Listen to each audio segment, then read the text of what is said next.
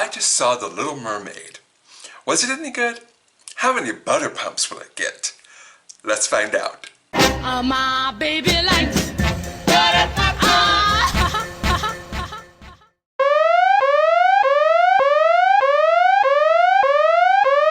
Hello my beautiful butter babies. So let's talk about The Little Mermaid. You may have seen I entitled part of this video #NotMyAriel. Let's talk about that hashtag because it really does inform the rest of this review. Most people know what that hashtag is really all about, but for those of you who have been living under the sea for the past 4 years, here's a real quick recap. On July 3rd, 2019, Rob Marshall, the director of The Little Mermaid, announced they'd found their live-action Ariel. Ariel was to be played by Halle Bailey of the pop duo sensation Chloe and Halle. It was to be Halle's acting debut. After an extensive search, it was abundantly clear that Halle possesses that rare combination of spirit, heart, youth, innocence, and substance, plus a glorious singing voice, all intrinsic qualities necessary to play this iconic role, director Rob Marshall said in a statement. The backlash was immediate. The main criticisms were: 1. A black mermaid is not Hans Christian Andersen's story canon. Nerds love to talk about canon. 2. The adaptation should be as close to the original as possible, i.e., only white people exist both on land and apparently under the sea as well. And 3. Mermaids allegedly cannot be black as they are underwater creatures.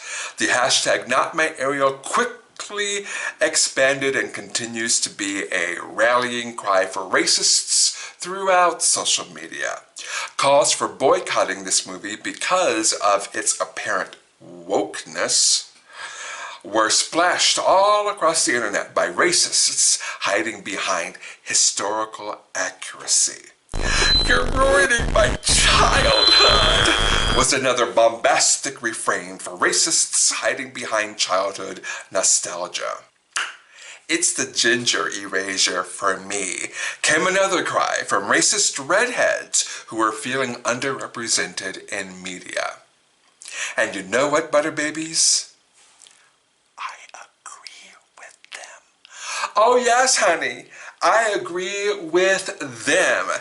This entire movie for me is #NotMyAriel either. For real. Now I know some of you out there are saying, see, we told you, even this ashy, knuckle-dragging monkey fine, upstanding African-American gentleman is saying this isn't his Ariel either. We were right. We're always right.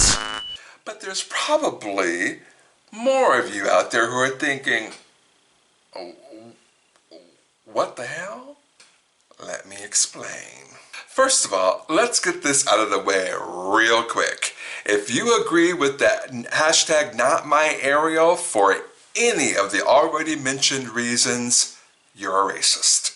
Full stop. There's so much more I could say here, but because I want to keep my YouTube channel, let's keep it simple. You're a racist. Oh, hold up. Hold up. Don't that make you a racist too, boo? No. The reason I'm failing at creating a new internet #NotMyAriel either has absolutely nothing to do with any of the above reasons already mentioned. I'm not hiding behind historical accuracy or childhood nostalgia or redhead erasure to spew racist rhetoric.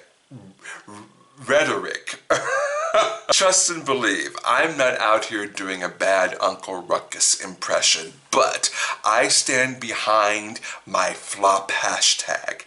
Halle Bailey is #NotMyAriel either. Oh yes, honey, Halle Bailey is better, and it has absolutely nothing to do with the color of her skin. This entire movie is better than the original, and it doesn't have anything to do with how woke or how asleep some may think this movie is. It's just hands down a much better movie. After I saw the remake in the theater, I came home and watched the original animated classic on Disney+. There are some major differences between the two movies. First off, the original ran at a tight 83 minutes, whereas the 2023 remake clocks in at 2 hours and 15 minutes. Those of you who watch my channel know one of my biggest pet peeves in movies is not allowing plot lines the time and space to breathe. And while the 1989 movie had enough space for the story it was telling, because the remake chose to dive a little bit deeper to explore some plot lines more fully and also to allow for a couple of new plot points, it made sense for it to be almost an hour longer than the original. That extra time and breathing room really worked to its benefit. Secondly, I really appreciated the agency they gave to Ariel in this movie. This Ariel seemed to have a much more solid take on who she was. There was an adult edge to her that wasn't present in the original movie. When she stood up to her father, it seemed her fins were more planted. Yes, in both movies, her father Triton didn't care to listen to her. And in both movies, it's part of the reason why Ariel and Triton would go back and forth with each other. But I don't know. In this version, it just felt like she knew herself and her reasons more deeply. For instance, she used a mirror to outsmart a shark that was chasing her and Flounder instead of randomly swimming through a portal the shark was too big to fit through. She was the one who hopped off the carriage and ran to where the music was playing in the village marketplace. Even though she had an assist from Scuttle and some other birds, it was ultimately her and Vanessa that fought. It was Ariel that snatched the shell necklace holding her voice off Vanessa's neck and shattered it on the ground to regain her voice. And ultimately, it was Ariel who drove that ship into Ursula's side, defeating Ursula, and in a complete reversal from the animated movie, ultimately saving Eric's life. Because they allowed more time for this movie to breathe, we actually got to see some of Eric's backstory. He was a much more fully fleshed out character in this movie. We learned that he was orphaned from a shipwreck and adopted by the king and queen of an unnamed Caribbean island. The widowed queen was a black woman. We also learned that Eric has a collection of found things that could rival Ariel's. One of the things I really appreciated about the movie is how much he and Ariel had in common. He too was misunderstood and not really listened to by his mother. He too wanted to explore and maybe start trade agreements with other countries so his island could continue to thrive. He too felt trapped by the conventions of royalty and wanted something more. Now, I've heard some criticisms that in this movie, Eric was just a mirror reflection of Ariel. They're basically saying that Eric was the same person as Ariel. And while a valid argument can certainly be made about that, I see it differently. In the original movie, Ariel immediately falls in love with Eric. She falls in love with him for no other reason than he's handsome, which was really the Disney princess MO up to that point.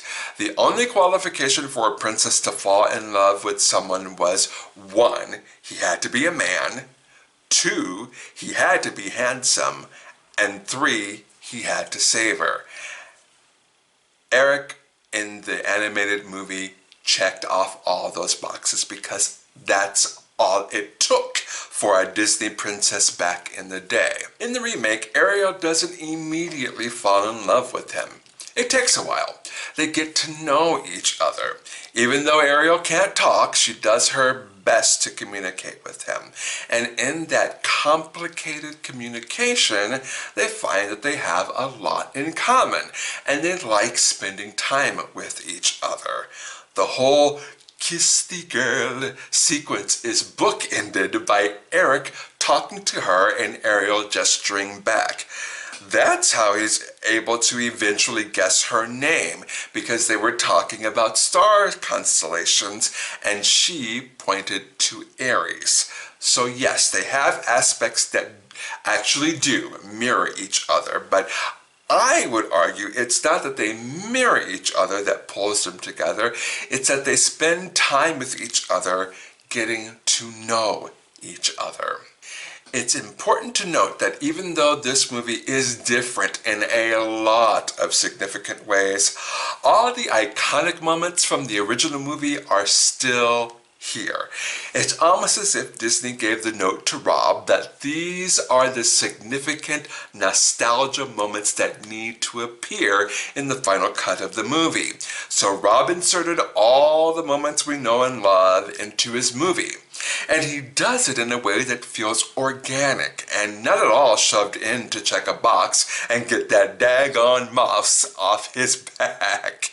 But it also feels like Disney allowed him a lot of room to update this movie to 2023 standards. So while there are plenty of moments in the film where you get that warm, fuzzy feeling of nostalgia when something happens you remember from the original film, there are plenty more moments that are brand new, that expand upon and deepen the ideas from the first movie. Melissa McCarthy did a great job as Ursula. She was the one wild card I was actually worried about going into the movie because they really hadn't featured her in any of the trailers. In the trailers, you just got hints of her, you know, bits and pieces, but you never really saw her in action. So I was nervous about her performance going in. They were actually wise to hold off featuring her in the trailers because she was this great mystery going in. When she knocked it out of the park, it was an even greater thrill to experience her performance. Yes, I still maintain a drag queen should have played Ursula. Hashtag Darien Lake was robbed. But I understand why they didn't go that route. Racists were already up in arms that Disney had the nerve to cast a black woman as Ariel. Could you imagine the absolute meltdown that would have happened if, in addition to casting a black woman as Ariel, they also decided to cast a drag queen as Ursula? Girl, idiots would have completely lost their minds. But for the record, and listen to me closely here, for the record, the original Ursula in the animated movie was based on the late, great, legendary drag queen Divine. Look it up. Know your history. Let's move on. Let's talk about Sebastian, Flounder, and Scuttle. Unlike a lot of people, I was actually not distracted by the realistic look of Sebastian and Scuttle. However, Flounder, for whatever reason, would immediately take me out of the fantasy every time he spoke. It was weird with him, and I'm not at all sure why. Sebastian and Scuttle were fine, though. I enjoyed them both. Sebastian and Scuttle, aka Davine Diggs and Aquafina, were fantastic in their respective roles. Javier Bardem as King Triton, Noma Dumezweni as Queen Selena, and Art Malik as Sir Grimsby. It really felt like Javier Bardem did the least amount of work possible to turn in a just fine performance. I didn't hate him as King Triton, but his was the least memorable role out of all of them. However, I loved Noma Dumezweni and Art Malik. I love that they created a brand new character in Queen Selina that made sense, as Eric really needed a family of his own outside of Sir Grimsby to be voices of caution, if not voices of reason. They both were wonderful in their respective roles, and I actually loved the chemistry between them. I thought by the end of the movie they had so much chemistry that Selina and Grimsby would end up together, but alas, it was not to be. Maybe in the sequel. Really quickly, let's talk about Ariel's sister and the Mer people in general. First off, the sisters literally had nothing to do, but then again, they had nothing to do in the animated movie either. But what I appreciated about them is they diversified them by having them all represent one of the 7 seas. So you had sisters who were of different races because, of course, the 7 seas are from different parts of the world. I loved that. And in fact, that diversification can be seen in all of the Mer people. Typical for its time, in the original, all the Mer people were white. Representation just wasn't a priority back then. Cut to 34 years later, and it's becoming more and more of a priority. We live in a wonderfully and beautifully diverse world, and it should be reflected in the media we consume. Triton is Spanish, Ariel is black, her sisters represent the various ethnicities of the other 6 seas, and all the Mer people are as diverse and deep as the oceans they inhabit. It's truly wonderful to see. There are a lot of things that can be accomplished in animation that still can't be replicated in live action. And honestly, because live action hasn't caught up to animation in a lot of ways, every time they were underwater, it felt kind of meh. Again, not in a bad way, just in a okay, this is happening kind of way. When I think of what was accomplished in a movie like Aquaman, whose underwater sequences were phenomenal, and I compare it to The Little Mermaid, well, there really is no comparison. I don't know if Disney allowed the budget that would get them Aquaman results, but it really ended up being a lesser finished product than what Aquaman delivered visually. Again, and I must be clear about this, none of this is necessarily bad, it's just that the underwater sequences never wowed me. They just happened. Finally, let's talk about the new songs Lin-Manuel Miranda wrote for the movie. They were great. They did not stand out like sore thumbs, thank God. They actually fit in well in the tapestry of the new movie. Lin wrote 3 new songs. 2 of them, in my opinion, were standouts. Ariel gets a new solo song called For the First Time. Eric also gets a new song, Wild Uncharted Waters. And Sebastian and Scuttle get a new rap song called The Scuttlebutt. Those last 2 songs, specifically The Scuttlebutt, stood out as winners to me. But I truly did enjoy all 3. I feel like For the First Time will probably get an Oscar nom, even though, in my opinion, it wasn't as memorable as the other 2. But all 3 of them were great songs. So finally, how many butter pumps am I gonna give The Little Mermaid?